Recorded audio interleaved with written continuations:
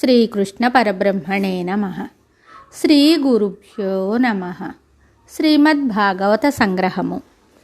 ఆదరమొప్పమృక్కిడుదు నద్రిసుతా హృదయానురాగ సంపాదికి దోషభేదికి ప్రపన్న వినోదికి విఘ్నవల్లికాశ్చేదికి మంజువాదికి నశేష జగజ్జననందవేదికిన్ మోదకఖాదికిన్ సమదమూషక సాదికి సుప్రసాదికిన్.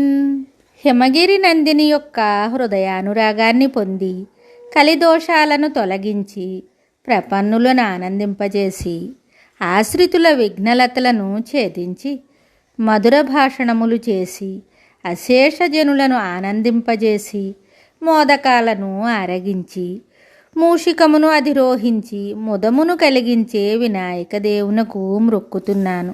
శారద నిరదేందు ఘన సారపటీర మరాళ మల్లికా హార తుషార ఫేన రజతాచలకాశ ఫణీశ కుంద మందార సుధాపయోధి సితతామర సామరవాహిని శుభాకారతనొప్పు నిన్ను మదిగానకనెన్నడు కల్గు భారతీ. శరన్మేఘ మధ్య చంద్రబింబము, కర్పూరము, స్ఫటికము, రాజహంసలు, మల్లికలు, మంచు, నురుగు, వెండికొండ, ఆదిశేషువు, కుందమందారాలు, పాల సముద్రము, పద్మపుష్పము, ఆకాశగంగల వలె స్వచ్ఛమై శుభాకారముతోనున్న నీ యొక్క సుందరమూర్తిని మదిలో నెప్పుడు చూడగలనో తల్లి భారతి. అమ్మలగన్నయమ్మ ముగురమ్మల మూలబుటమ్మ చాలా పెద్దమ్మ సురారులమ్మ కడుపారడి బుచ్చినయమ్మ తన్నులో నమ్మిన వెల్పుటమ్మల మనమ్ముల నుండెడియమ్మ దుర్గమాయమ్మ కృపాబ్ధి ఇచ్యుత మహత్వ కవిత్వ పటుత్వ సంపదల్. అమ్మలందరికీ అమ్మ, ముగ్గురమ్మలకు మూలమైన అమ్మ, అందరమ్మల కన్నా అధికురాలైన అమ్మ, అసురుల అమ్మ కడుపునకు చిచ్చు పెట్టిన అమ్మ, తన్ను మనస్సులో నమ్ముకున్న దేవతల తల్లుల యొక్క చిత్తములలో నిలిచి ఉండే అమ్మ, దయాజలనిధి అయిన మాయమ్మ దుర్గా భవానీ నాకు మహత్వ కవిత్వ పటుత్వ సంపదలను ఇచ్చుగాక. పలికెడిది భాగవతమట పలికించు విభుండు రామభద్రుండట నే పలికిన భవహర మగునట పలికెదవే రెండు గాథ పలుకగనేలా. నేను చెప్పబోయేదేమో భాగవతమట.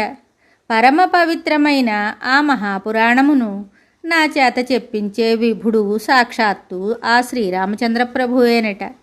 నేనీ భాగవత గాథను చెప్తే సంసార బంధం తొలగిపోతుందట. అందుచేత నేనీ భాగవతాన్ని చెప్తాను, ఇంకొక గాథను చెప్పడం ఎందుకు?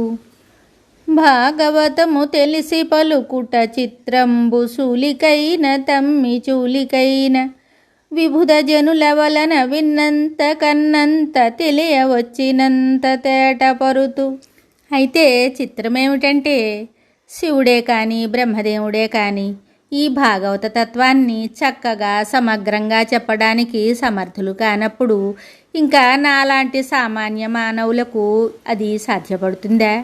అయినా పెద్దలైన పండితుల నుండి విన్నంత వరకు, నా మనోనేత్రానికి గోచరించినంత వరకు, వాటిలో నాకు తెలియవచ్చినంత వరకు వివరించడానికి నేను ప్రయత్నిస్తాను. శ్రీమద్ భాగవత సంగ్రహము ప్రథమ స్కందము. శౌనకాది ఋషులకు సూతుడు చెప్పిన భగవద్ అవతార గాథ. పూర్వము నైమిశారణ్యము అనబడే విష్ణుక్షేత్రంలో శౌనకాది ఋషులందరూ చేరి శ్రీహరి సాయుధ్యార్థులై 1000 సంవత్సరాలు సత్రయాగాన్ని నిర్వహిస్తూ ఉండగా వేదవ్యాస శిష్యుడైన రోమహర్షణుని పుత్రుడగు సూతుడక్కడకు విచ్చేశారు. అతడు ప్రసిద్ధ పౌరాణికుడు.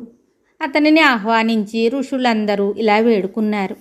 ఓ మహాత్మా, సూత మహాశయ, వ్యాసమునీంద్రాదులు నీ తండ్రికి చెప్పిన పురాణాలన్నీ నీకు మనోగతమై ఉన్నవని మాకు తెలియను. ఈ కలియుగంలో మానవులు మందబుద్ధులై అల్పాయుష్కులు, భోగలాలసులు, సోమరులు, రోగగ్రస్తులు, మందభాగ్యులు, మోక్షాసక్తి లేనివారు అవటం చేత విస్తృతంగానున్న వేదశాస్త్రాలను అధ్యయనం చేయడానికి కానీ, చదివి ఆ ధర్మాలను పాటించడానికి కానీ, సత్కర్మలను ఆచరించడానికి కానీ అసమర్థులై ఉంటారు. అట్టి వారిని తరింపచేయడానికి దేవకీ వసుదేవాత్మజుడైన శ్రీకృష్ణ పరమాత్మ యొక్క దివ్యగాథా శ్రవణమే సులభ సాధ్యమైన ఏకైక మార్గమని విని ఉన్నాము. ఆ భగవానుడు పుణ్యశ్లోకుడు, కీర్తించిన వారిని విన్నవారిని పునీతం చేయువాడు. ఆయన యొక్క పుణ్యగాథలను మాకు వినిపింపచేసి మా జన్మలను సార్థకము చేయవలసిందిగా ప్రార్థిస్తున్నాము. కలియుగంలో మానవులు అనేకమైన ఈతి బాధలకు లోనవుతారు, అరిషడ్వర్గములచే పీడింపబడతారు. శ్రీకృష్ణుని అవతారము అంతమైన తరువాత ధర్మము క్షీణించి ప్రజలు అజ్ఞానాంధకారంలో చిక్కుకుంటారు. దీనికి తరుణోపాయము చెప్పవలసిందిగా కోరుతున్నాము అని వేడుకొన్న శౌనకాది ఋషులతో రోమహర్షణుని సుతుడైన ఉగ్రశ్రవుడు అనగా సూతుడు మిక్కిలి సంతసించిన వాడై ఇలా చెప్పడం ప్రారంభించాడు. సూతుడు ప్రప్రథమంగా శ్రీ సుఖదేవునికి, నరనారాయణ ఋషులకు, పురుషోత్తముడైన శ్రీకృష్ణునకు, సరస్వతీదేవికి, వ్యాసమునీంద్రునకు, బ్రహ్మదేవునకు నమస్కరించి ఉపక్రమించాడు. ఓ మునీశ్వరులారా, మానవాళికంతటికీ మంగళకరమైనట్టి మీ యొక్క కోరిక చాలా ప్రశంసనీయమైనది. శ్రీకృష్ణుని చరితమును వినాలనే సత్సంకల్పము సర్వశుభదాయకము. ఆయనను కొలవడమే మానవులకు అత్యుత్కృష్టమైన కర్తవ్యము. ఆయన యందు అనన్య భక్తియే జ్ఞాన వైరాగ్యాలను ప్రసాదిస్తుంది.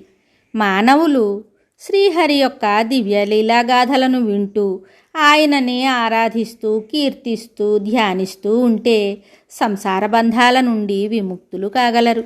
సర్వహృదయాంతర్యామి అయిన శ్రీకృష్ణుడు భక్తులు వింటూ ఉంటే తన యొక్క గాథలనే వింటూ ఆనందిస్తుంటాడు. వారు గానం చేస్తుండే తన కీర్తనలను వింటూ తన్మయుడవుతాడు. వారిలోని భక్తి పెరుగుతున్న కొద్దీ కామక్రోధాదులు క్షీణించి బుద్ధి శుద్ధమవుతుంది. భగవతత్వము ప్రకాశిస్తుంది. అద్వితీయమైన అవ్యక్త పరమాత్మ తన మాయాశక్తిచే బ్రహ్మ, విష్ణు, మహేశ్వరులుగాను నానాత్వముతో కూడిన జగత్తుగాను వ్యక్తమవుతాడు. ఆ పరమాత్మను దర్శించడమే మానవుని పరమ లక్ష్యము. ఆ పరమాత్మయే సకల చరాచర సృష్టిని, దాని యొక్క స్థితిలయాలను నిర్వహిస్తూ అనేక రూపాలలో అవతరిస్తూ పాలిస్తూ ఉంటాడు. ఈ భగవదవతార గాథల సంకలనమైన భాగవతమును విని మానవుడు తరించగలడు. మిగతాది తరువాయి భాగంలో తెలుసుకుందాము. శుభం.